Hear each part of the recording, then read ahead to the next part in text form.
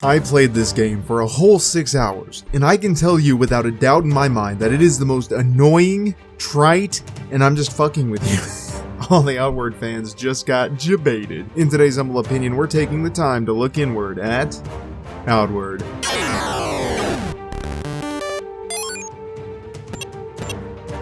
If you were to peruse the Steam review section of Outward's store page, you'd be met with two common archetypes. The first would be the reviews that say the game is hot garbage and its mechanics are unnecessary, tedious, or that the game is unfun if not outright unplayable. The second would be the people that were put off by the other type of reviews, but for one reason or another found themselves playing it anyway and being pleasantly surprised. It's not unusual to find games that have a clear divide when it comes to enjoyment, but when it comes to Outward, it's for a very curious reason: context. Finding the appropriate words to distill this game's essence down to something both accurate and concise is a challenge. This is partially because though each of its pieces have been cobbled together into something that resembles a video game, it's something closer to life, which is just a pretentious way of saying that it's replaced the concept of fun with the notion of personal achievement. And it's managed to do so without sacrificing mechanical complexity or a compelling gameplay loop. So what is it then? The store page describes it as a survival game and talks about how you need to manage your thirst, sleep, and hunger, so it must be like a survival sandbox, right? Not quite.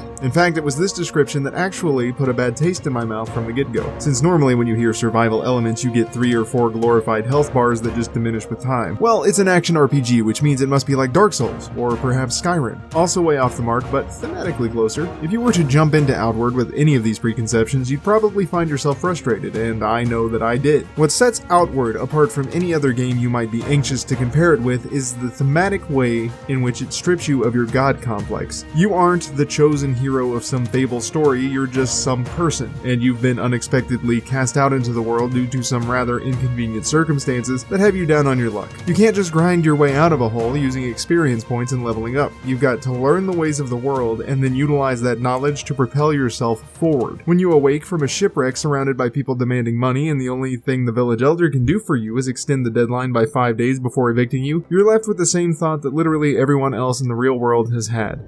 What comes next? And you don't have a lot of time to make a decision. You've actually got 5 in-game days or you're homeless, so you'd better learn quick.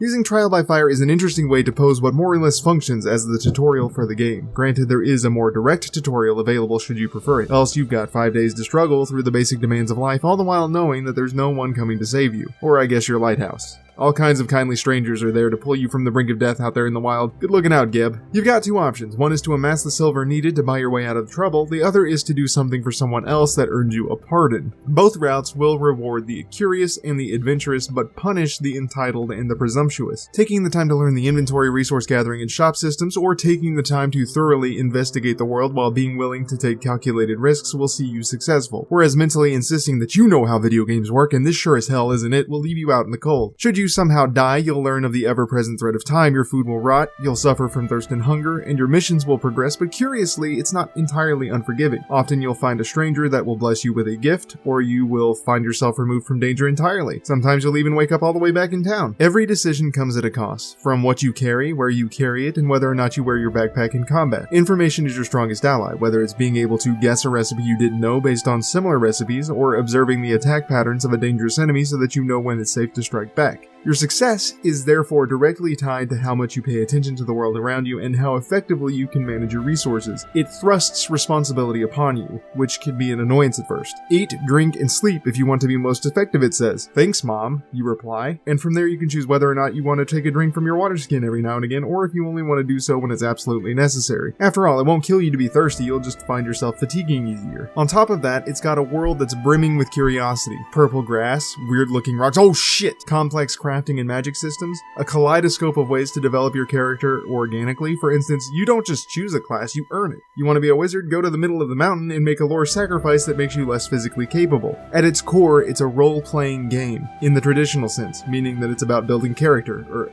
building a character. The game isn't without its faults, the most obvious of which is going to be the graphics, both in the technical sense and in the aesthetic sense. Even with an RTX Titan, I found myself unable to stream this game above the low preset lest I drop frames, which makes the somewhat goofy faces all the goofier. And for a game without a marker on your map or fast travel, it doesn't seem to make any efforts to give you landmarks to establish. You've got Big Magic Mountain and then a bunch of similar looking textures. Granted, this is only one of several areas, but still, you end up getting lost a lot, which isn't necessarily a bad thing. The views are pretty special, and the sense of adventure is fantastic, especially with the soundtrack. In spite of the fact that I didn't get to spend as much time as I'd like with the game, and the fact that it's got a tough front, which will make it unpalatable for most audiences that prefer the comforts of modern conveniences, I'd say Outward earns itself a 9 out of 10 for those of us who are more open to games that don't adhere to the rigorous tenets set forth by what has already been experienced. It's not always fun, but that's life. Sometimes you've got to deal with a negative to feel the reward of finally toppling a problem that's been giving you pause. You've got to be curious and disciplined, or the world will swallow you up whole. You've got to make use of everything you can, to know when to take and when to make sacrifices, and you've got to take care of yourself or you'll find yourself incapable of achieving your own goals.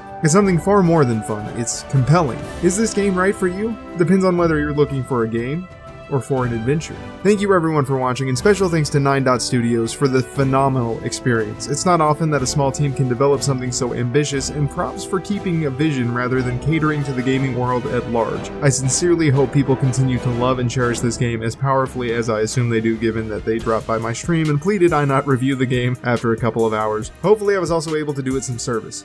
Speaking of, I'm playing these games live on Twitch every night from around 8 PM to 11 Central. I'll be editing on stream as well, and doing the giveaways through Discord as I attempt to cement a solid direction that makes it useful for this sort of thing that I'm doing. Coming out should be a blast. I'll even let you suggest edits or put your 2 cents in. Until then, remember that failure isn't the worst case scenario, to go on with your bad selves and stay awesome.